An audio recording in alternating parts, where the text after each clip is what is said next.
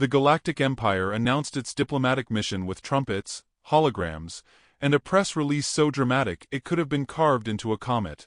Across their 3,000 worlds, citizens whispered that Earth, primitive, unpredictable, barely out of its atmospheric diapers, would soon kneel to the galaxy's orderly rule. Yet deep within the Empire's council hall, a sliver of doubt lingered. A reptilian elder had rasped, "Do not provoke the species that survives by sheer stubbornness," but the warning was dismissed as ancient paranoia. Their shimmering fleet descended upon Earth on a bright afternoon, sunlight sliding across metallic hulls like golden oil. The ships formed a perfect diplomatic arc above the United Nations landing zone, projecting greetings in 700 alien dialects.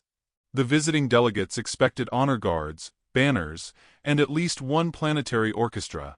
Instead, they found a small human reception group waiting with unremarkable ease, as if greeting extraterrestrial envoys was comparable to picking up groceries. Among the humans stood a single man holding a paper cup of coffee. His posture was relaxed, shoulders slightly slouched, like he'd wandered in by accident. A well-groomed dog sat beside him. Black fur, sharp eyes, unmoving except for a slow, deliberate blink. If the aliens had known human mythology, they might have recognized the posture of a guardian disguised as a bystander. But they didn't. To them, he was simply another mammal with unarmored skin and disarmingly gentle eyes. When the alien platforms floated down, the man smiled with genuine warmth. "Welcome to Earth," he said, lifting his cup in greeting. "We appreciate your visit. Hope the flight wasn't too long." His voice was polite, soft-spoken, and almost amused. The dog tilted its head, studying the aliens with unsettling precision. The Imperial envoys, towering insectoids, crystalline scholars, and a humming avian emissary, exchanged glances. Their neural translators insisted the man's tone carried no hostility, yet his presence felt calibrated. The lead diplomat, a tall arachnid creature with jeweled mandibles, stomped forward. "Human representative," it proclaimed. "We arrive with generosity and authority.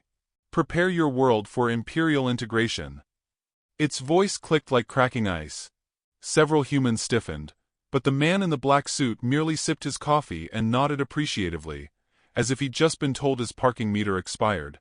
"That's very bold of you," he said kindly. "We admire confidence. But let's not rush. Earth gets nervous when strangers talk about integration. Last time someone tried, we invented fireworks." The aliens paused. "Fireworks?" The translators suggested they were decorative explosives used for celebration. "Why mention them in a negotiation?" The man scratched his dog behind the ear and continued. "But don't worry. We're here to ensure everything stays peaceful." The dog emitted a low rumble. The aliens flinched. The man whispered, "Hey buddy, it's okay. They're guests." Then to the aliens, "He gets moody when there are threats. Even implied ones." "We did not threaten," the arachnid hissed defensively. "Oh, of course not," the man replied with reassuring warmth. "You merely declared authority over our species and demanded planetary compliance. That's practically friendly banter where I come from." A crystalline diplomat, shimmering with refracted sunlight, stepped closer. "Where is your primary negotiator? Surely your world has appointed someone with proper standing." "Oh yes," the man said, eyes brightening with polite enthusiasm. "She'll be here any moment. I'm just the warm-up act. You'll like her. She's very persuasive." The aliens sensed a ripple behind his calm smile, a hint that the true negotiator was not someone to underestimate. The avian emissary fluttered beside him. "And what is your designation, human?" "Most people call me John," he replied casually. "But job titles get messy. I'm mainly responsible for keeping things peaceful. I prefer peace, personally. It's cleaner." The dog's tail tapped once against the ground, as controlled and deliberate as a metronome. The aliens attempted intimidation, projecting holographic conquests, listing imperial achievements, showcasing weapons that pulsed with star-forged energy. John took another sip of coffee. "Pretty lights," he said warmly. "Very festive. My dog likes fireworks too." as long as they're pointed away from him. The arachnid cleared its throat. Earth must comply with imperial directives. Resistance would be. John held up a gentle hand. Careful. Words can bite harder than weapons, and he patted the dog, doesn't like anyone biting but him. Isn't that right, boy? The dog growled, but it sounded almost like a chuckle. A hush fell over the landing field.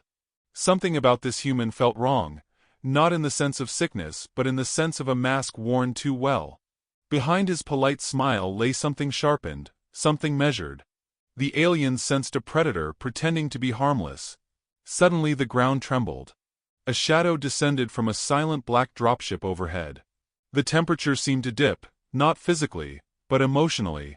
Even John's dog sat straighter. There she is, John murmured, sounding almost relieved. Our actual negotiator. The aliens turned. A lone figure walked through the dispersing dust. Long coat, steady stride, aura cold enough to freeze light itself. Her eyes did not scan the aliens, they judged them. She moved like a blade wrapped in patience. John lifted his coffee in casual salute. You're right on time. The alien diplomats felt a pulse of instinctive fear, a whisper passed down from ancestors who had once fled from something relentless in the dark. John's voice softened to a gentle warning. Before she gets closer, please don't threaten the dog. The dog growled again, louder this time. The aliens realized they might have made a catastrophic mistake. The woman emerging from the descending dropship moved with a silence so complete that even the wind seemed to hesitate. Her coat, dark, long, brushed with the dust of old battles, shifted around her legs like a warning. The aliens had expected grand ceremony, banners, armor, a commander escorted by soldiers. Instead they received someone who walked alone, who needed no entourage, who seemed carved from intentions sharper than metal. John watched her with the quiet familiarity of a man who had seen storms form behind calm eyes and understood exactly what they meant. She reached them, stopping just close enough for her shadow to overlap theirs. Her eyes, unreadable and cool, traced across the alien delegation. She did not speak immediately, which only worsened their fear.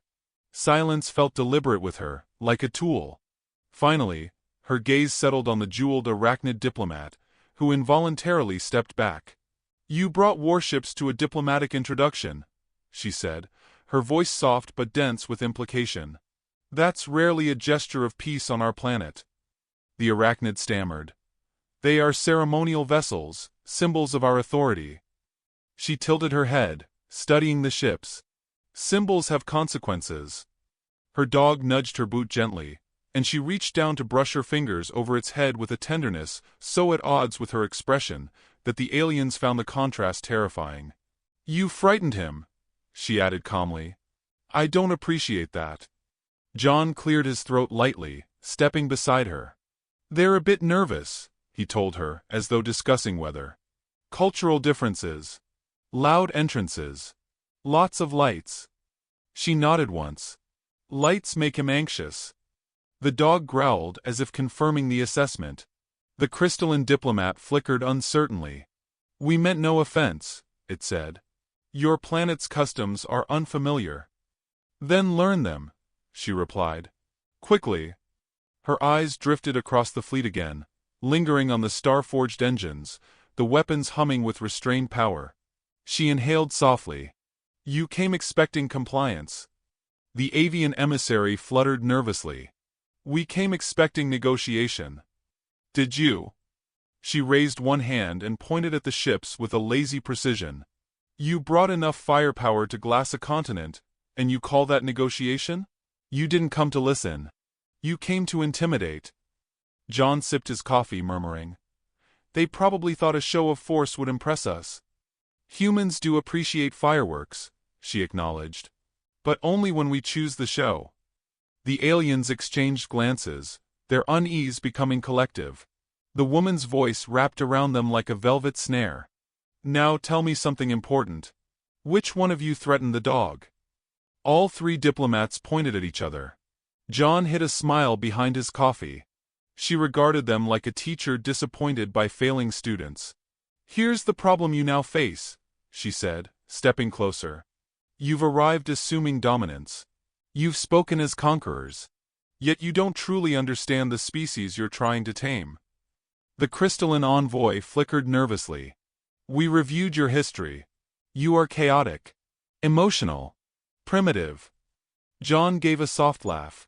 Yes, we do have a habit of making a mess of things. Still here though. Adaptation, she added. It's our specialty. She took another slow step, and the aliens felt themselves shrinking despite towering over her.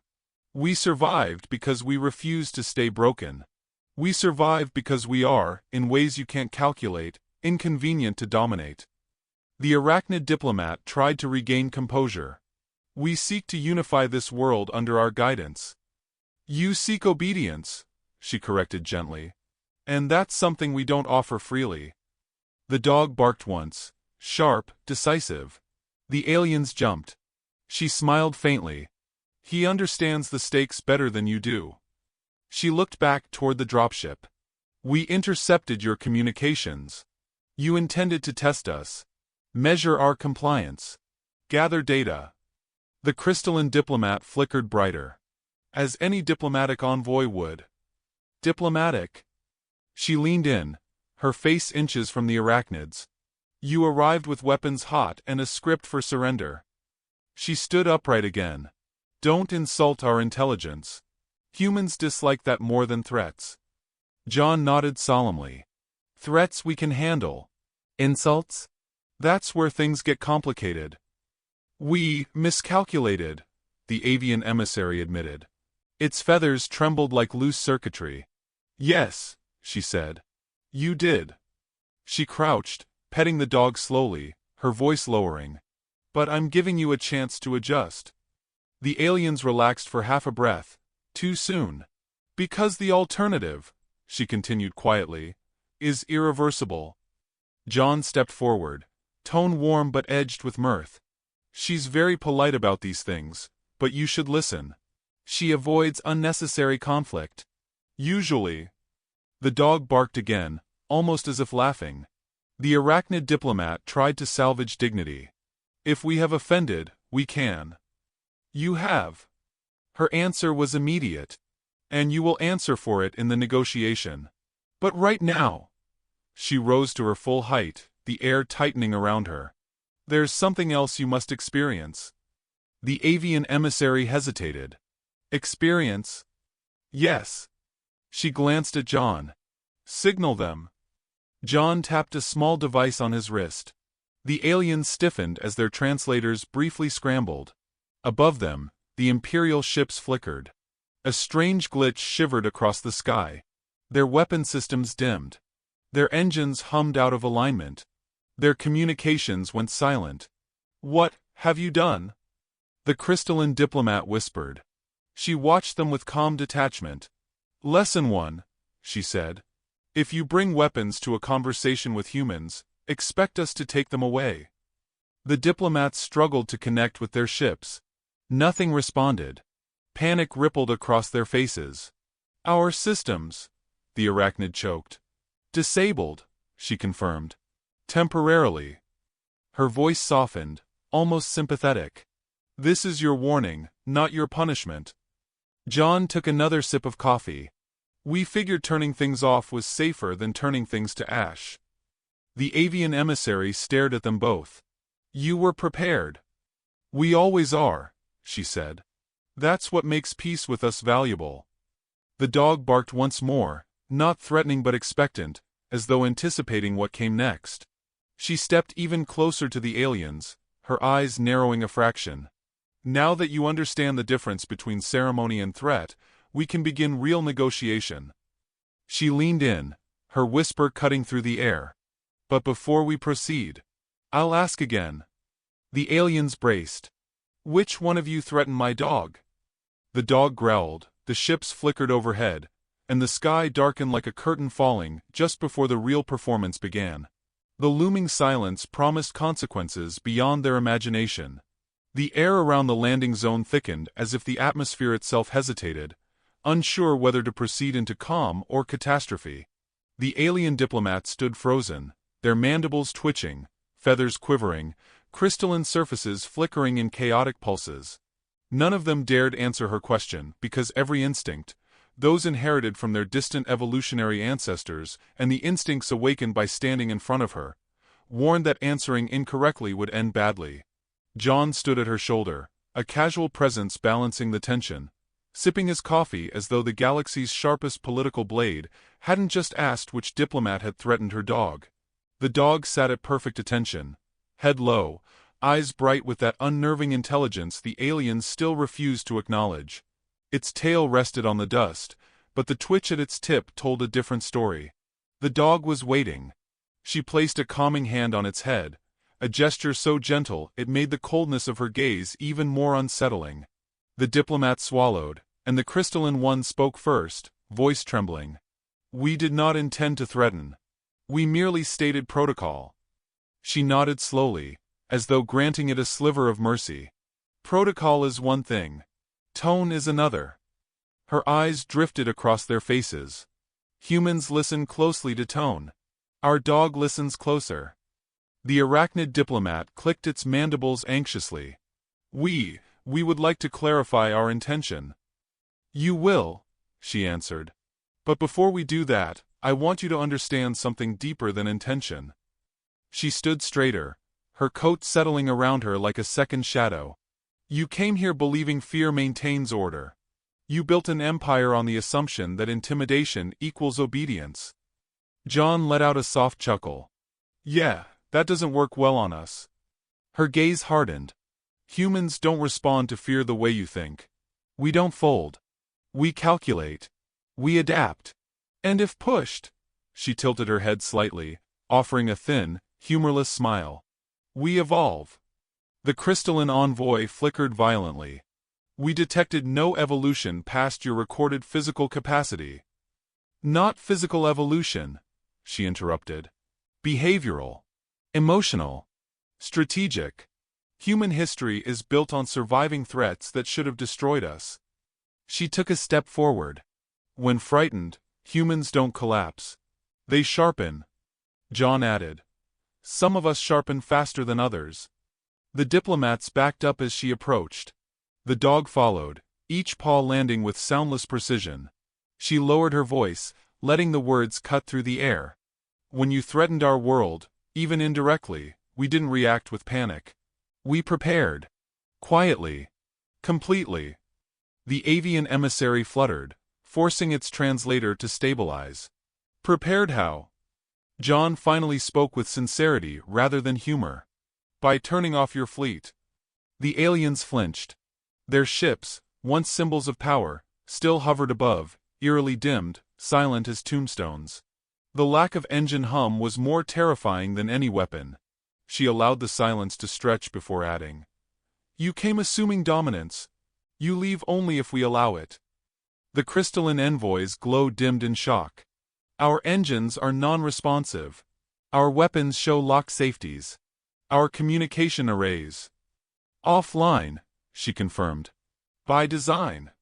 The arachnid diplomat's voice cracked. "Impossible. Our systems are immune to external manipulation."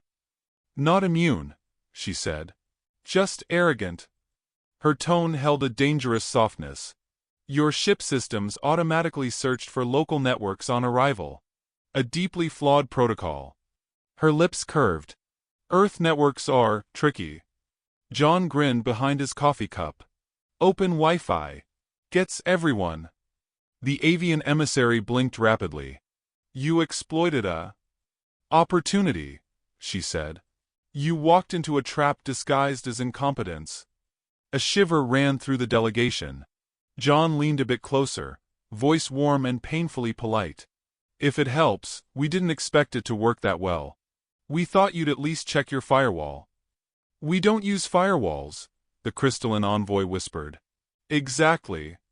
He took another sip. The woman's voice dropped to an unervingly calm cadence.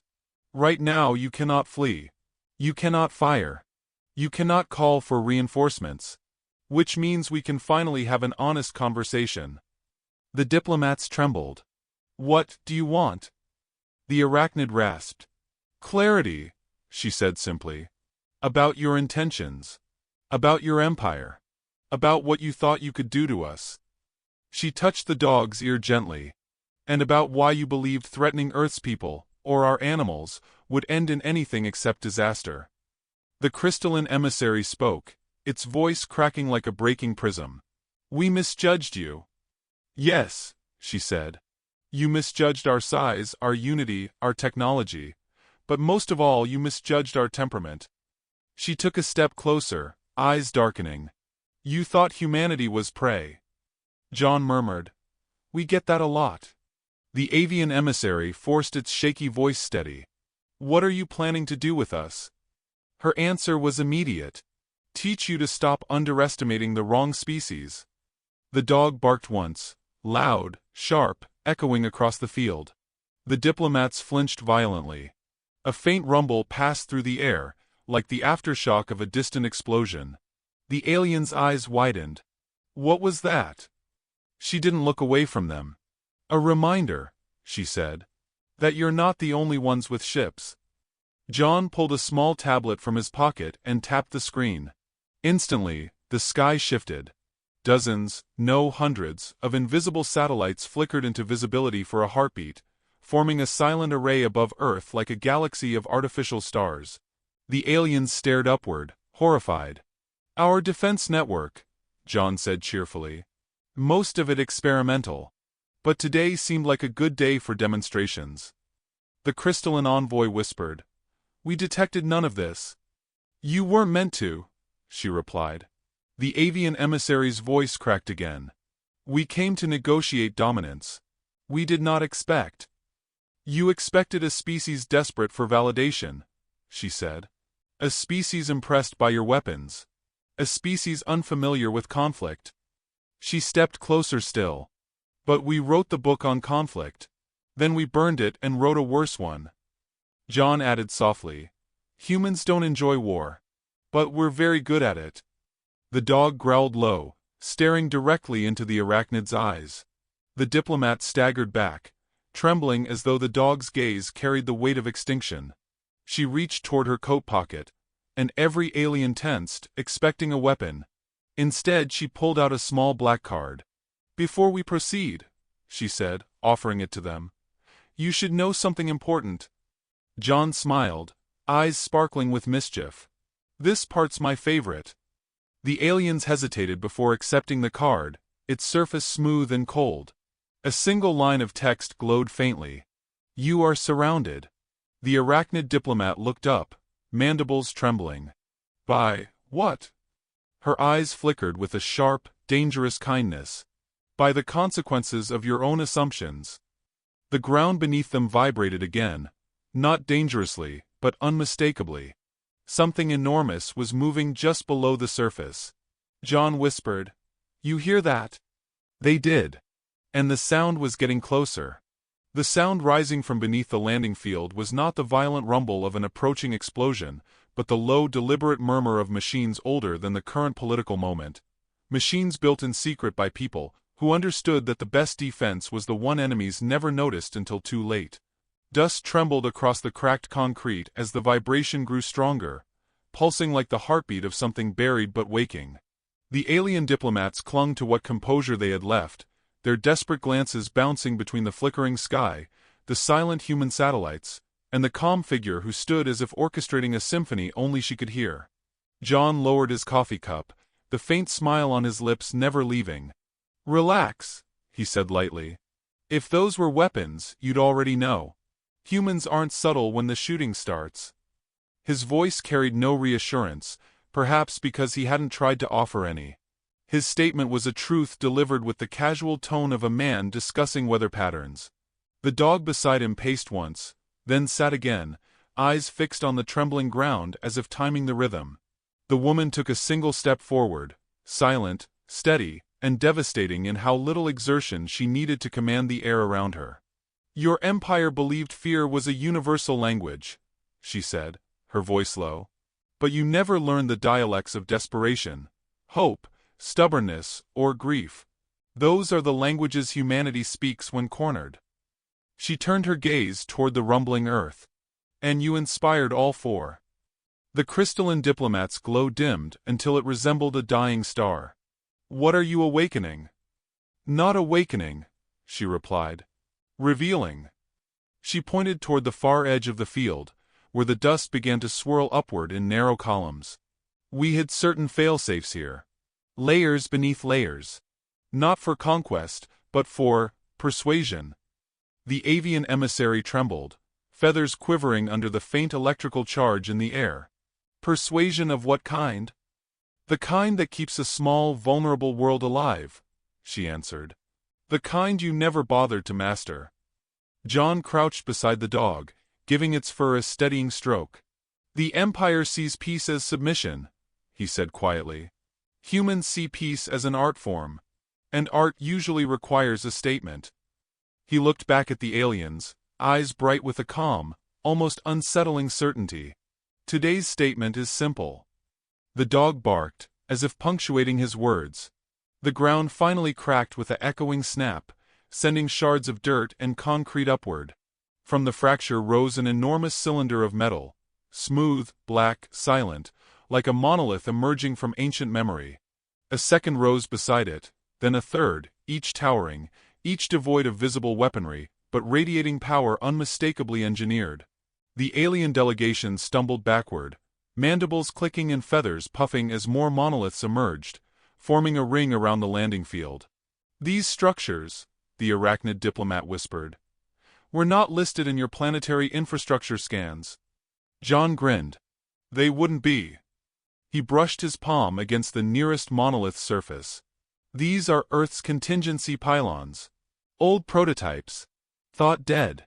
Turns out they were just shy." The woman approached the monolith, laying her hand on the cool metal. The surface illuminated briefly beneath her touch, lines of electric light running like veins. "You asked what we plan to do with you," she said. "The answer is not punishment. Not war.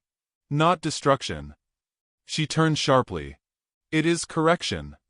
The crystalline envoy flickered in panic. "Correction of what?" "Your assumptions," she said. "Your empire built its story on the belief that strength is singular. But humans learned long ago that strength is collective. It grows in secret. It waits." The monoliths vibrated, releasing a low hum that made the air quiver. The sky responded, human satellites aligning in a geometric formation so precise even the alien mathematicians stared in disbelief. Each satellite beamed thin paths of light downward, connecting with the monoliths in a lattice that wrapped the field in a shimmering cage of translucent energy. The aliens gasped as the field tightened, not harming them but tethering their movements with an invisible force. "You are not our prisoners," she said gently. "But you are no longer allowed to pretend dominance." The avian emissary struggled to keep its voice steady. "This field, what does it do?" "It keeps us honest," John answered. "And it keeps you still long enough to understand what comes next." The woman walked back to the aliens, her silhouette framed by the shimmering barrier. Every step carried the weight of intention, shaped by years of watching humanity resist its own extinction multiple times. "You came expecting to define peace," she said. "That was your second mistake." "And the first?" the arachnid diplomat asked, its voice barely a whisper. "You threaten something we love," she said. "Earth will forgive insults. It will forgive arrogance. But threaten what we protect." She looked down at the dog, whose eyes still tracked them with unnerving precision. "And you invoke a different part of us." The dog barked again, short, sharp, charged. The crystalline envoy stepped forward, with a bravery born more from desperation than courage. "We underestimated humanity. We see this now. But we did not intend full-scale conquest. Only control," she finished for them. "You intended control. That's not peace." John stood. "Peace isn't the absence of conflict. Peace is the presence of respect." Her eyes softened slightly, though her stance remained commanding. "We're giving you one last opportunity to show yours." The monoliths lowered their hum, casting long shadows stretching toward the alien fleet overhead. The ships flickered again, caught between functionality and the quiet lockdown Earth had engineered. The aliens stared helplessly at their silent vessels, realizing with crushing clarity that the humans had seized advantage not through brute force, but through preparations so meticulous it bordered on artistry. "You took control of our entire diplomatic fleet," the crystalline envoy said, disbelief drowning its voice. "No," she corrected. "We gave you the illusion of vulnerability, so you'd reveal your methods. Then we removed your leverage." John nodded. "Diplomacy's easier when everyone's honest." The avian emissary fluttered its trembling wings. "What happens to our empire if we cannot return?" She held its gaze. "It collapses. But not because of us. Because your foundation was always fragile. Overextended. Under-questioned." She paused. "And because once your fleet disappears from your political map, factions you suppressed will rise. Rebellions you hid will breathe. Border worlds will break free. You would trigger a galactic power vacuum?" The arachnid diplomat gasped. "No," she said. "We simply allowed your empire to face the truth you've ignored." The dog rose and walked deliberately toward the nearest alien, staring up with eyes too aware for mere instinct. The diplomat stumbled back, shaking. The dog barked once more, no longer a threat, but a command. She smiled faintly. "He says it's time." "For what?" The crystalline envoy whispered. "For the part you won't enjoy," John answered. He tapped his wrist device again. The monoliths responded instantly, tilting slightly and releasing beams of low-frequency sound. The field shimmered, shifting in color. Above, the satellites pivoted, aligning with precision reserved for surgical tools. The alien diplomats felt the weight of 1,000 invisible eyes studying them. "What is happening?" The avian cried, feathers trembling violently. "We are broadcasting a message," she said. "To every world your empire controls." The aliens froze. "What message?" The arachnid whispered, dread curling around its words. She lifted her chin, her voice cold and elegant. "That Earth does not kneel." The monoliths glowed brighter. The satellites thrummed. Data, encrypted, calibrated, undeniable, rushed across the network the aliens themselves had brought. Their fleet's identification codes became keys in a system they no longer controlled. Every transmission sent out across their empire carried the same branding, the same origin signature, the same proof. The diplomats had been captured. And Earth was responsible. The crystalline envoy fell to its knees. You will destroy us." She crouched in front of it, voice soft enough to be mistaken for kindness. "No. Your empire was already dying. We simply stopped you from killing others while it happened." John added, "Think of it like pulling the plug on bad leadership." The avian emissary wailed. "You have no right." She placed a hand on its trembling wing. "We have every right to live." The dog barked again, loud, final. The monoliths answered. The sky cracked with light. And their empire fell. If this story pulled you into its shadows and let you feel the cold breath of a war humanity didn't start, but would finish with terrifying precision, then don't stop here. The galaxy is wide, the secrets are deeper, and the next move will change everything. Click on the video glowing on your screen right now to witness a tale even sharper, darker, and more breathtaking than this one. Trust me, you don't want to miss what comes next. Go on. Tap it. Let the next story pull you in before the stars shift again.